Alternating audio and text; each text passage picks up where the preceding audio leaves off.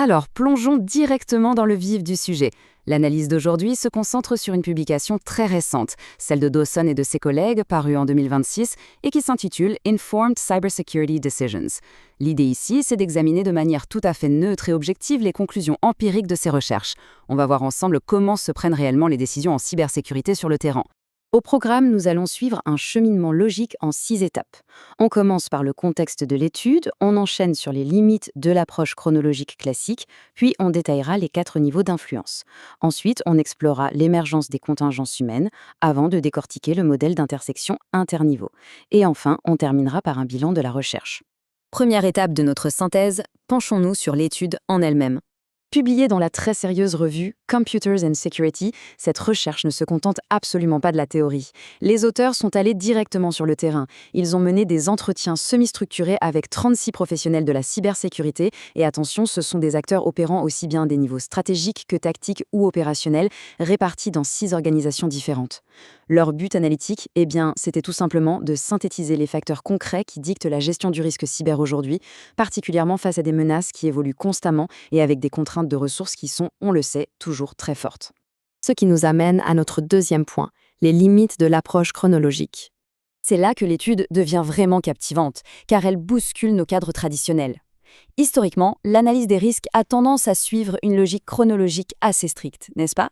La prévention avant l'incident, la réponse pendant la crise et l'apprentissage après coup. Mais les chercheurs soulignent que cette vision est un peu trop rigide. Elle suppose que les décisions sont enfermées dans des boîtes temporelles parfaitement étanches. À la place, ils proposent une approche par niveau.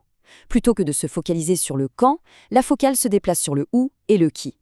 L'idée est d'identifier d'où vient véritablement l'impulsion de la décision. Est-ce que ça vient de l'industrie dans son ensemble, de l'organisation, de l'équipe ou carrément de l'individu?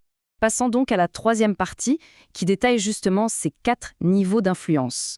Au total, l'étude identifie pas moins de 23 facteurs distincts qui influencent les prises de décision. Les chercheurs ont méthodiquement croisé ces facteurs selon 4 grandes thématiques: les ressources, le paysage externe, les éléments structurels et enfin les contingences. Ces thèmes sont ensuite plaqués sur les 4 niveaux opérationnels qu'on vient de voir. Cette grille de lecture systématique permet vraiment d'isoler l'origine exacte des pressions qu'on subit au quotidien dans la gestion des risques. En fait, cela démontre très clairement qu'une décision en cybersécurité n'est absolument jamais un acte isolé. C'est toujours le résultat d'une convergence hyper complexe entre des contraintes systémiques globales, comme la régulation, et des dynamiques beaucoup plus locales et inhérentes à chaque entité. Ce qui nous conduit naturellement à notre 4e point, l'émergence des contingences humaines. L'analyse isole des variables comportementales qu'on a encore trop souvent tendance à négliger dans la gouvernance technologique classique. Regroupés sous ce fameux thème des contingences, ces facteurs sont résolument axés sur l'humain. On parle ici du profil d'aversion au risque, de la motivation intrinsèque, de la dynamique au sein des équipes, ou même de l'importance que l'on accorde à l'expérience utilisateur. Les données indiquent sans équivoque que ces éléments-là modifient l'ordre des priorités, et ce bien au-delà de la simple conformité technique de façade. Autrement dit, la subjectivité de l'acteur sur le terrain est un vrai moteur, un moteur absolument déterminant, quand il s'agit d'allouer effectivement les ressources pour la sécurité. Les preuves qualitatives de l'étude illustrent cette dynamique de manière assez frappante. L'un des professionnels interrogés l'exprime très clairement. En substance, il explique que lorsqu'il rédige une politique de sécurité, il se demande toujours si ça va être tellement complexe ou désagréable au quotidien que les collaborateurs vont tout simplement refuser d'utiliser.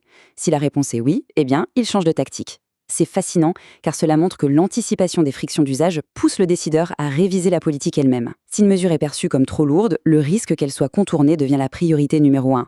Le facteur humain s'impose donc comme une contingence active, capable de modeler ou même de limiter la stratégie initiale voulue par la direction. Abordons maintenant l'avant-dernier axe, avec le modèle d'intersection interniveau.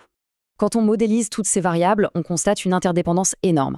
Plus de la moitié des thèmes identifiés par l'étude ne fonctionnent absolument pas en vase clos dans une seule catégorie. Au contraire, ils se chevauchent de manière dynamique et constante sur au moins 2 niveaux organisationnels. Prenons la protection de la réputation, par exemple. C'est un concept qui mobilise simultanément l'industrie dans sa globalité, l'organisation en tant que structure et l'individu lui-même. Tout cela crée une matrice d'influence d'une très grande complexité pour quiconque élabore des modèles d'évaluation des risques. En fin de compte, cette forte interconnexion exige par nature une lecture vraiment systémique des événements. Il y a d'ailleurs une donnée statistique qui s'avère particulièrement révélatrice. L'éducation et la sensibilisation représentent 12% de toutes les occurrences thématiques relevées pendant les entretiens.